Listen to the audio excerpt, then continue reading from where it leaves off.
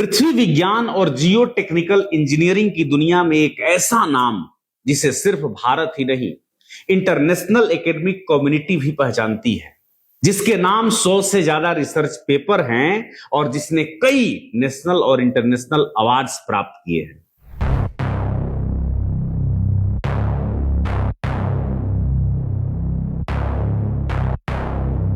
और वर्षों तक इनका रिसर्च एक्सपीरियंस है। ये एक ऐसे शिक्षाविद हैं जिन्होंने सिर्फ किताबों तक खुद को सीमित नहीं रखा, बल्कि रिसर्च और इनोवेशन को इंस्टीट्यूट बिल्डिंग से जोड़कर दिखाया। और इस व्यक्ति का नाम है प्रोफेसर टीएन सिंह, जो वर्तमान आईआईटी पटना के डायरेक्टर हैं। लेकिन आपको पता होगा कि कुछ झूठे और नकली पत्रकारों ने चंद पैसों के लालच में इस पूरे संस्थान और डायरेक्टर सर के साख को दांव पर लगा दिया है। आईआईटी पटना और उसके कुछ उच्च अधिकारियों के खिलाफ एकदम एक तरफा एजेंडा चलाया जा रहा है। लेकिन सवाल यह है कि क्या आम जो हमारी जनता है आईआईटी पटना की असली कहानी जानती है? क्या यह जानती है हमारी जनता कि इस संस्थान ने बिहार और भारत को क्या क्या दिया? आज इस वीडियो में हम यही कहानी आपको बताएंगे। हम बताएंगे कि किस तरह आईआईटी पटना ने अपने कहानी में इतिहास रचा और उसकी एक्स्ट्रा ऑर्डिनरी ग्रोथ कैसे हुई, और इसमें प्रोफेसर टीएन सिंह साहब की विजनरी लीडरशिप की कितनी बड़ी भूमिका है। आपको पता होगा कि आज से तकरीबन 15 से 16 साल पहले आईआईटी पटना की स्थापना हुई। बहुत कम लोग इसे जानते थे, लेकिन आईआईटी पटना जब स्थापित हुआ तो उसे कई चुनौतियों का सामना करना पड़ा।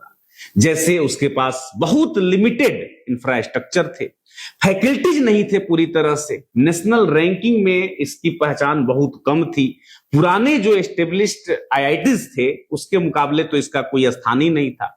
लेकिन कुछ वर्षों में एक ऐसा बदलाव आईआईटी में हुआ जिसने कहीं ना कहीं आईआईटी पटना को बिहार ही नहीं बल्कि पूरे भारत में एक उभरते हुए रिसर्च हब्स के रूप में स्थापित कर दिया है।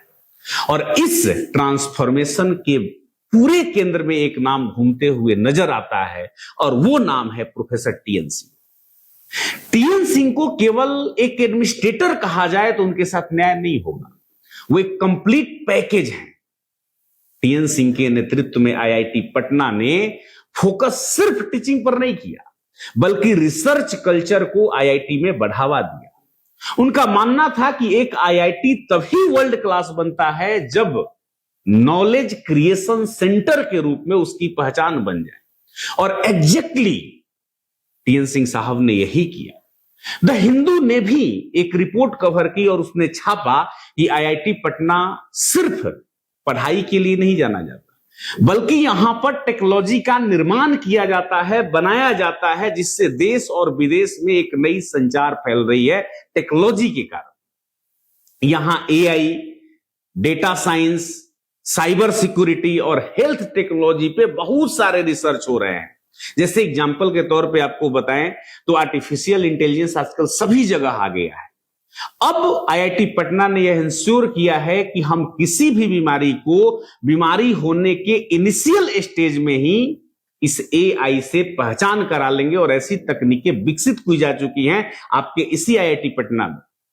यहां दूसरी सबसे बड़ी कहानी है कि भारतीय भाषाओं को समझने वाली एक एआई टेक्नोलॉजी की भी रिसर्च हो चुकी है, ताकि हमारी जो मशीनें हैं वो हिंदी के साथ साथ भारत की अन्य दूसरी भाषाओं को भी बेहतर तरीके से समझ सके और उसका रिप्लाई कर सके। साइबर सिक्योरिटी, जिससे हम सब परेशान हैं, आईआईटी पटना ने इंश्योर किया है कि आपका जो ऑनलाइन फ्रॉड होता है, हैकिंग होता है, इसको पकड़ने के लिए एक बेहतर एआई टेक्नोलॉजी पटना आईआईटी ने विकसित किया है। हमारा बिहार जो कि बाढ़ से हमेशा प्रभावित रहा है, इसकी भविष्यवाणी के लिए कि बाढ़ आएगी और खेती से जुड़े कामों के लिए भी एआई का उपयोग कैसे हो सकता है, इसके ऊपर बहुत अच्छे से हमारे आईआईटीज ने काम किया है। यहां के स्टूडेंट और प्रोफेसर ने मिलकर नए प्रोजेक्ट्स बनाए हैं और इसके साथ साथ स्टार्टअप पर भी काम किया है, जो आज के समय में भारत और बिहार का रीढ़ का हड्डी है स्टार्टअप। तो सोचिए कितना कुछ एक व्यक्ति के नेतृत्व में हो रहा है। बिहार जैसे राज्य में इतना बड़ा रिसर्च इकोसिस्टम बनाना कोई सामान्य बात नहीं है। आईआईटी पटना धीरे धीरे ही करके लेकिन टेक ओरिएंटेड रिसर्च इंस्टीट्यूट बनकर पूरे भारत में उभर रहा है। लेकिन कुछ टुच्चे लोग जो है इसे बदनाम करने में लगे हैं। अब आप ही सोचिए, हमने द हिंदू के बारे में बताया, अब आप द टाइम्स ऑफ इंडिया ने जो रिपोर्ट कही उसको समझ लीजिए। द टाइम्स ऑफ इंडिया ने कहा कि आईआईटी पटना में बड़ी बड़ी कंपनियां आ रही हैं। ये हम या किसी का कहा हुआ आप नहीं सुन रहे हैं। जैसे माइक्रोसॉफ्ट कंपनी हो गई, गूगल कंपनी हो गई, अमेजन कंपनी हो गई, ये सब यहां पर प्लेसमेंट के लिए आ रहे हैं और छात्रों को हाई सैलरी पैकेज यहां से मिलने लगे हैं। अब इन सभी चीजों के कारण आईआईटी पटना सिर्फ बिहार तक ही सीमित नहीं रहा है, बल्कि नेशनल लेवल पर अपनी एक पहचान बना पा रहा है, जो टीएन सिंह सर के नेतृत्व में ही पॉसिबल था। मुझे नहीं लगता है कि अगर इस प्रकार का नेतृत्व और दूरदर्शी सोच वाला व्यक्ति नहीं होता तो शायद इतनी बड़ी पहचान आईआईटी पटना को मिलती। आईआईटी पटना के रिसर्च प्रोजेक्ट्स को देखते हुए कई बड़े डिपार्टमेंट जैसे डीएसटी आपने नाम सुना होगा, department of science and technology, DRDO, defence research and development organisation आपने नाम सुना होगा, इसरो का भी आपने नाम सुना ही होगा।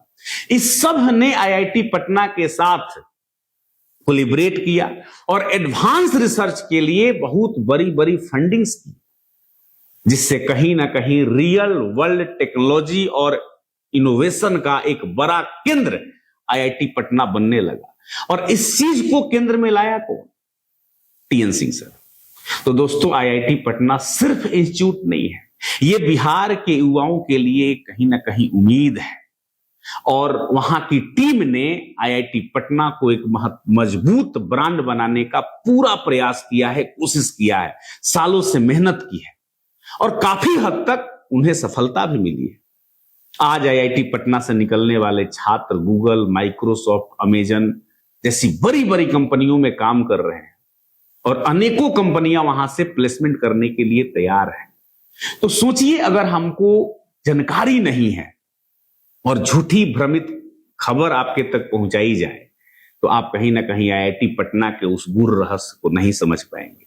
उम्मीद है कि मैंने इस छोटे से वीडियो में कोशिश की है कि आप लोगों तक एक सही इंफॉर्मेशन, एक सही व्यक्ति जिसका नेतृत्व अतुलनीय है और इतने दिन के नेतृत्व में उन्होंने ऐसा कुछ किया है जिससे बिहार और देश में आईआईटी पटना का एक अलग नाम सामने आया है।